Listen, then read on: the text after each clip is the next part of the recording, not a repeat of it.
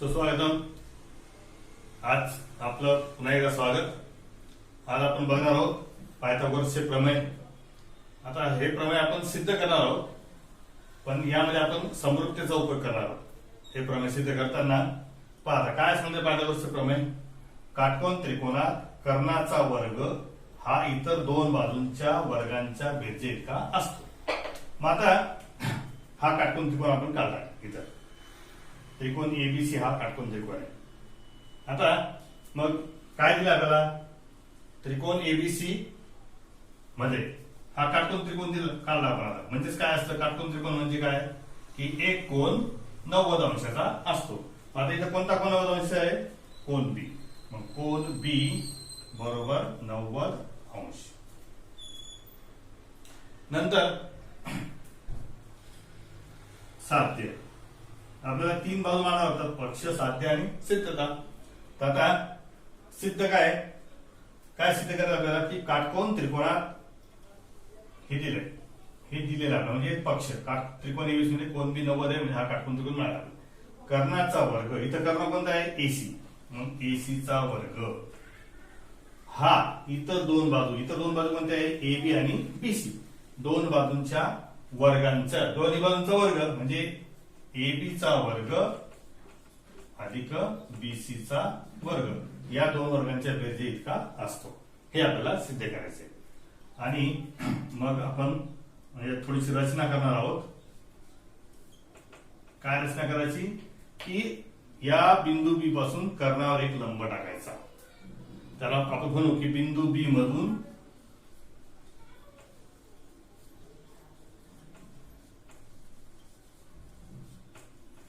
कुठे लंब टाकतो आपण, बाजूची एसी वर.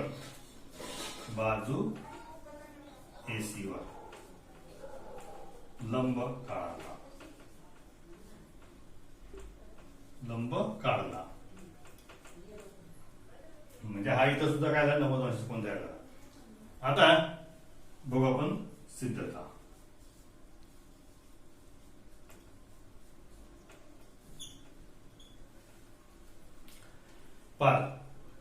काटकोन त्रिकोण हा एबीसी आपण काढला.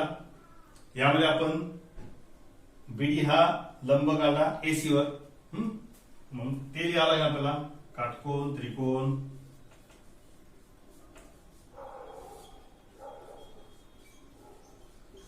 आपण काटकोन त्रिकोण मुद्दाम उल्लेख करतोय एबीसी मध्ये.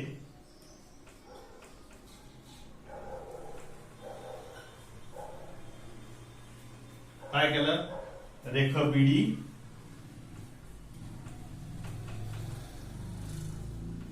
लंब रेख किंवा कर्ण एसी असं लिहिलं तरी चालतं. कर्ण एसी. मग आता हे आपण लिहिलं रेख बीडी लंब कर्ण एसी. आता आपण काल म्हणजे मागच्या फेरीला आपण काटकोन त्रिकोण आणि समरूपता यामधला गुणधर्म शिकलो. पहा काय गुणधर्म होता तो की काटकोन त्रिकोणात कर्णावर काढलेला लंब कुठून, कोन 90 अंशाच्या कोनातून काढलेला लंब की त्यामुळे दोन त्रिकोण तयार होतात. इथं हे दोन त्रिकोण तयार झाले. हे दोन्ही त्रिकोण काय असतात, समरूप असतात. कोणाशी, या मूळ त्रिकोणाशी. आणि हे दोन त्रिकोण मूळ त्रिकोण समरूप असतात तसेच एकमेकाशी सुद्धा समरूप असतात. म्हणजे आपण काय शिकलो होतो की त्रिकोण एबीसी हा काय मूळ त्रिकोण एबीसी आणि हा कोणाशी समरूप झाला. आता नवीन दोन त्रिकोण तयार झाले. कोणते, बीडीए किंवा आपण त्याला एडीबी असं म्हणू. एडीबी त्रिकोण एडीबी आणि पुन्हा हा बीडीसी त्रिकोण बीडीसी. हे आपण शिकलो. मग याला आपल्याला कारण देता येईल. काय कारण देता येईल तर काटकोन त्रिकोणांची समरूपता. काटकोन त्रिकोणाची समरूपता.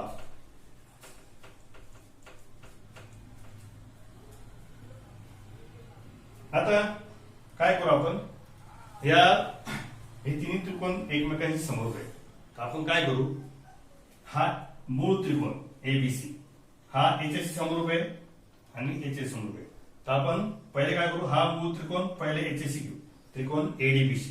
काय ते त्रिकोण एबीसी समरूप त्रिकोण एडीबी, हे आपण पहिले काय करू, विचारात घेऊ. मग आता संगत बाजू प्रमाणात असतात. त्रिकोण दोन समरूप त्रिकोण असतील तर त्यांच्या बाजू काय असतात, प्रमाणात असतात. मग यांच्या बाजू प्रमाणात आहेत ते आपण लिहून घेऊ. काय कोणकोणत्या बाजू प्रमाणात आहे तर पहा, लिहिताना कसं लिहायचं, एबी त्याच क्रमाने लिहायचं, कारण काय दिलेल्या संगतीनुसार ते समरूप आहे. मग एबी आणि एडी यांचं रेशो घेऊ आपण, एबी एडी बरोबर, नंतर बीसी आणि डीबी, बीसी डीबी बरोबर, नंतर एसी आणि एबी, एसी अपॉन एबी. हे तिन्ही बाजू काय आल्यात, प्रमाणात असतात दोन्ही समरूप त्रिकोणाच्या. मग आता काय करू आपण, कोणत्या दोन बाजू घ्यायच्या प्रमाणात असलेल्या, तर आपण ही एक बाजू घेऊ आणि हा एक रेशो, म्हणजे हे गुणोत्तर आणि हे गुणोत्तर, हे दोन गुणोत्तर फक्त विचारात घेऊ. हे गुणोत्तर आपण लक्षात घेणार नाही, फक्त हे दोन गुणोत्तर म्हणजे एबी. मग काय झालं आता, हे दोन गुणोत्तर AB upon AB is to AD, म्हणजे एबी आणि एडीचा छेद बरोबर एसी आणि एबी, या दोन जणांचे गुणोत्तर सारखे. मग आता आपण याचा तिरकस गुणाकार करू, एबी गुणिले एबी काय आलं, एबीचा वर्ग बरोबर, राहिलं काय एडी गुणिले एसी, एडी गुणिले एसी झालं. हे एक आपल्याला मिळालं. पाहता आपल्याला काय सिद्ध करायचं आहे, एसीचा वर्ग बरोबर एबी वर्ग अधिक बीसी वर्ग. त्यापैकी आपल्याला हा एबी मिळाला इथं, लक्षात, एबीचा वर्ग. आता आपल्याला पाहायचंय बीसीचा वर्ग. पुन्हा काय करायचं, आता आपण काय केलं, पहिले हा मूळ त्रिकोण आणि हा त्रिकोण घेतला. आता पुन्हा मूळ त्रिकोण आणि हा दुसरा त्रिकोण समरूप त्रिकोण. पहा, त्रिकोण एबीसी समरूप त्रिकोण बीडीसी. आता यांच्या संगत बाजू पाहू आपण. आता कोणकोणत्या, एबी आणि बी, म्हणजे एबी आणि बीडी यांचं गुणोत्तर बरोबर बीसी आणि डीसी, बीसी छेद डीसी बरोबर एसी आणि बीसी, एसी अपॉन बीसी. आता यामध्ये सुद्धा काय करू आपण, आपल्याला हे दोन गुणोत्तर आपण विचारात घेऊ आणि हे जे गुणोत्तर आहे हे विचार करायची गरज नाही, कारण आपल्याला पाहिजे बीसी स्क्वेअर. तर हे जर तिरकस गुणाकार घेतला आपल्याला बीसी गुणिले बीसी, बीसी स्क्वेअर मिळत आहे. पहा, बीसी गुणिले बीसी, बीसी स्क्वेअर बरोबर डीसी गुणिले एसी, हे मिळालं दोन दुसरं गुण. तर हे दोन समीकरण आपल्याला मिळाले. इथपर्यंत समजलं असेल तुम्हाला, नसेल तर पुन्हा एकदा ती तुम्ही व्हिडिओ रिवाइज करून पहा. आता हे एक आणि दोन विधान आपल्याला मिळाले, या दोन्हींची काय करू आपण, बेरीज करू. पहा, इथं एबी स्क्वेअर मिळाला आपल्याला, इथं बीसी स्क्वेअर मिळाला, हे बघून घ्यायचं पडताळून. मग आता इथं काय झालं, एबी वर्ग अधिक बीसी वर्ग. मग आपण काय करू, एबी वर्ग आणि बीसी वर्ग, म्हणजे हे एक विधान आणि हे दुसरं, यांची बेरीज करू. बेरीज केल्यामुळे आपल्याला मग लक्षात येईल की त्याचा जो आपल्याला एसी वर्ग आहे तो आपल्याला काढता येईल.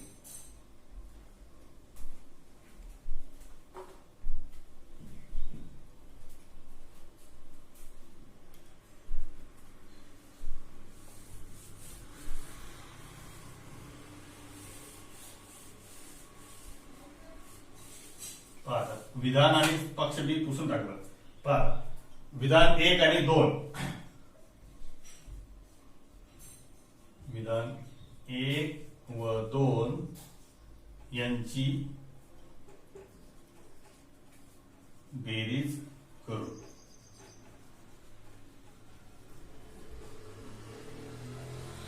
काय, ए बी वर्ग अधिक बीसी वर्ग, ए बी वर्ग अधिक बीसी वर्ग. आता ही बाजू पहा, ए बी वर्ग अधिक बीसी वर्ग, ही डावी बाजू आपण बेरीज केली. आता उजवी बाजू एडी गुणिले एसी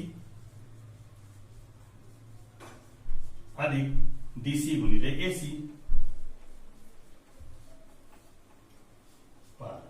आता इथं पहा, इथं हा एसी आहे, इथं पण एसी आहे, दोन्हीकडे एसी आहे. मग हा काय दोन्हीकडे कॉमन आहे. मग आपण काय करू, त्याला कॉमन असतील वस्तू काय करू आपण बाहेर येऊ. आणि कंसात काय राहतं, मग इथं काय राहतं एडी आणि इथं काय राहतं डीसी. कंस पार एक आपण जर गुणाकार केला, पुन्हा याचा कंस सोडवला तर तुम्हाला एसी गुणिले एडी हे मिळतं, अधिक एसी गुणिले डीसी अधिक एसी गुणिले डीसी हे मिळतं. आता पहा इथं हा एसी गुणिले एडी अधिक डीसी म्हणजे काय, पहा ही एडी आणि हे डीसी. तर हे हा रेख आणि हा रेख दोघांचा मिळून काय आला एसी. एडी अधिक डीसी म्हणजे काय एसी. मग एसी गुणिले एसी म्हणजे काय एसीचा वर्ग. पहा आता एबी वर्ग अधिक बीसी वर्ग बरोबर काय मिळालं तुम्हाला एसीचा वर्ग. पहा तुम्हाला काय आता काय साध्य करायचं होतं, हेच एसी वर्ग बरोबर एबी वर्ग अधिक बीसी वर्ग हे आपल्याला मिळालं. एबी वर्ग अधिक बीसी वर्ग बरोबर एसीचा वर्ग. तर अशा प्रकारे हे पायथागोरसचं प्रमेय खूप सोपं प्रमेय. तुम्ही हे अगदी व्यवस्थितरित्या 5 वेळेस लिहून पाठ करा, तोंड पाठ करा. परीक्षेला हे नक्की विचारलं. समजा तुम्ही जर मागचे 3 पेपर बघितले असतील तर 2 पेपर सोडले तर 3 पेपर मध्ये कमीत कमी 3 पेपर विचारले 3 किंवा 4 म्हणजे नेहमी विचारणारा हा हे प्रमेय आहे. हे तुम्ही तोंडपाठ करायचे, व्यवस्थित लिहून घोकून पाठ करायचे. अगदी परीक्षेला विचारला विचारतात. आणि याच्यावरची उदाहरण आपण बघू नंतर बघू. तर हे झालं पायथागोरसचे प्रमेय. आता बघू आपण पायथागोरसच्या प्रमेयाचा व्यत्यास. आता पायथागोरसच्या प्रमेयाचा व्यत्यास म्हणजे काय ते बघू आपण. पहा विधान काय, एखाद्या त्रिकोणातील एका बाजूचा वर्ग हा इतर 2 बाजूंच्या वर्गांच्या बेरजे इतका असेल तर तो त्रिकोण काटकोन त्रिकोण असतो. तुम्ही 9वीत शिकला व्यत्यास म्हणजे काय की पहिल्या विधानामध्ये जर येणारं वाक्य आणि तर येणारं वाक्य. आपण जर पहिल्या विधानात जे सिद्ध केलं ते आपण दुसऱ्या विधानामध्ये आपल्याला ते पक्ष असतं आणि जे आपल्याला पक्ष दिले असतं ते आपल्याला सिद्ध करायचं असतं, त्याला आपण व्यत्यास. आता मागच्या काटकोन त्रिकोणाच्या प्रमेयामध्ये काय पायथागोरसच्या प्रमेय काय बघितलं आपण की काटकोन त्रिकोण आपल्याला दिलेला होता. मग आपण काय बघितलं की कर्णाच्या वर्गाची कर्णवर्ग बरोबर इतर काटकोन करणाऱ्या 2 बाजूंच्या वर्गांची बेरीज हे आपण बघितलं.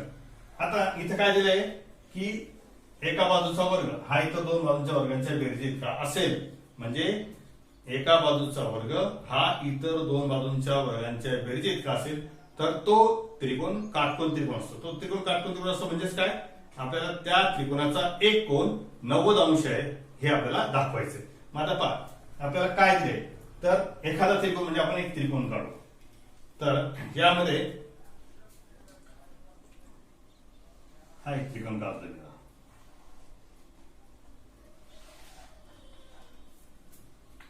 याला नाव देऊ आपण ए बी सी.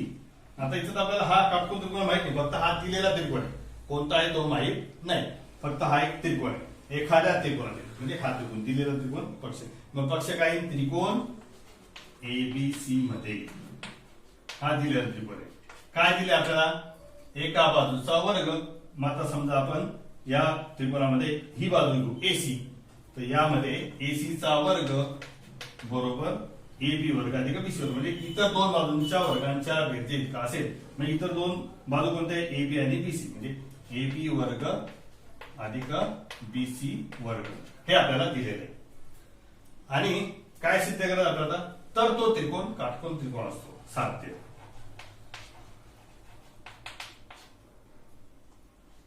तर त्रिकोण एबीसी मध्ये तर इथे आपल्याला हा अँगल बी आहे म्हणजे अँगल ए बी सी बरोबर 90 अंश हे आपलं साध्य म्हणजे तो काटकोन त्रिकोण. एक कोण कोणत्या काटकोन दाखवला की 90 म्हणजे तो त्रिकोण काटकोन त्रिकोण असेल.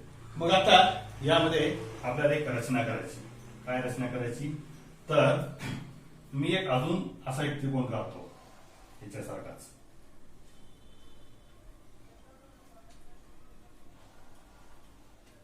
थोडस जागेमुळे आपण हे करतोय.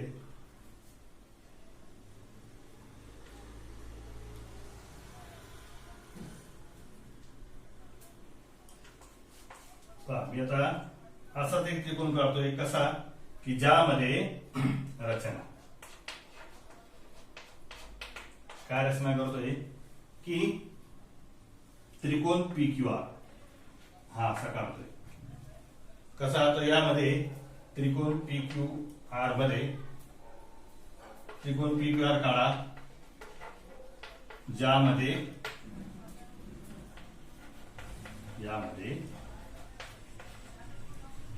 आता आपल्याला काय करायचं आहे ए बी इतकाच पी क्यू घ्यायचा आहे म्हणजे ए बी बरोबर पी क्यू आणि बीसी बरोबर क्यू आर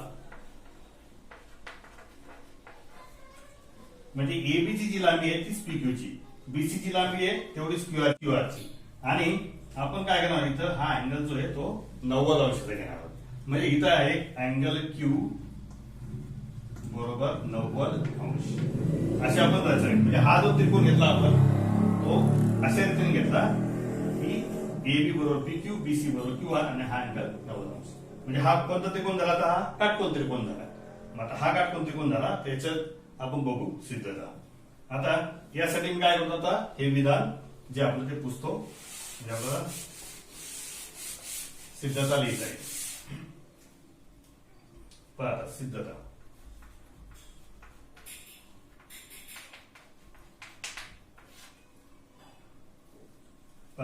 मग आता हा काटकोन त्रिकोण झाला पी क्यू आर मग काटकोन त्रिकोण पी क्यू आर आहे म्हणजेच काय आपण त्याला काय करणार पायथागोरसचं प्रमेय वापरणार म्हणजे काय मग आता इथं हा 90 अंशाचा कोण आहे कारण कोण क्यू मग याच्या समोरची बाजू कोणती आहे पी आर मग आपण काय लिहिणार की काटकोन त्रिकोण पी क्यू आर मध्ये त्रिकोण पी क्यू आर मध्ये कोण क्यू बरोबर 90 अंश म्हणून पी आर चा वर्ग बरोबर पी क्यू वर्ग अधिक पी क्यू वर्ग अधिक क्यू आर चा वर्ग कारण काय पायथागोरसचे प्रमेय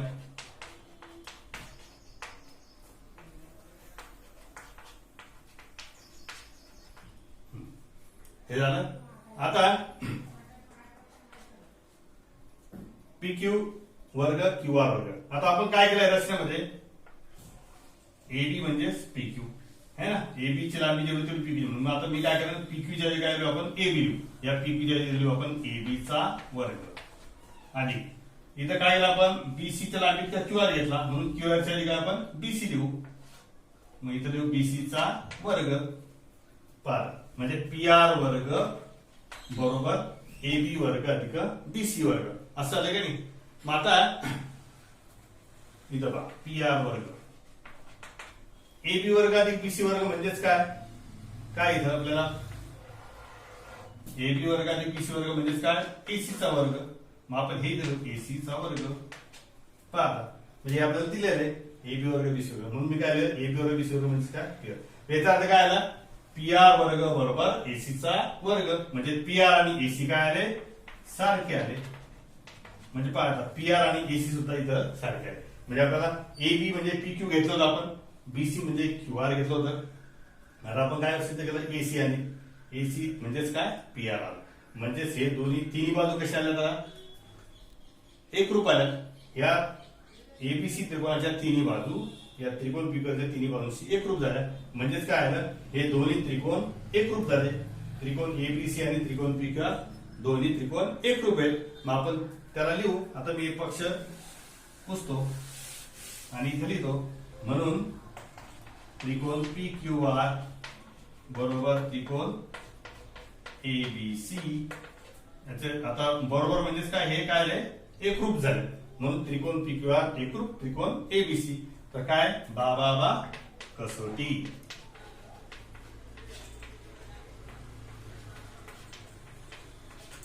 बा कसोटी झालं मग याचा अर्थ काय आलं हे दोन त्रिकोण जर एकरूप आले तर याचा अर्थ काय आलं हा कोण बी सुद्धा काय आला 90 अंश आला म्हणून कोण पी क्यू आर बरोबर कोण एबीसी बरोबर 90 अंश हे आपल्याला सिद्ध करायचं होतं कोण एबीसी बरोबर 90 अंश तर अशा रीतीने याची सिद्धता आपण बघितली आता पायथागोरसच्या प्रमेयाचा व्यत्यास याची सिद्धता फक्त तुम्हाला माहिती असतो पाहिजे की जर समजा एका त्रिकोणाचे एका बाजूचा वर्ग हा इतर दोन बाजूंच्या वर्गांच्या बेरजेत असेल तर तो काटकोन त्रिकोण असतो, हा व्यत्यास आहे. परंतु तुम्हाला याची सिद्धता पुस्तकात दिली आहे आणि पायथागोरसच्या प्रमेय सिद्ध सुद्धा पुस्तकात दिली, तर ती तुम्ही 5 वेळेस लिहायची, पाठ करायची. आलं लक्षात? त्याच पद्धतीने ही सुद्धा विचारू शकता किंवा जास्त विचारणार नाही, परंतु माहितीसह तुम्ही 1-2 वेळेस लिहून काढायची. आता याच्यावरचे उदाहरण आपण प्रश्न संग्रहामध्ये बघू. तर हे 2 प्रमेय तुम्ही व्यवस्थितरित्या अभ्यास करता यायचा. तर आजच्या दिवसासाठी इतकं पुरेसं आहे. थँक्यू.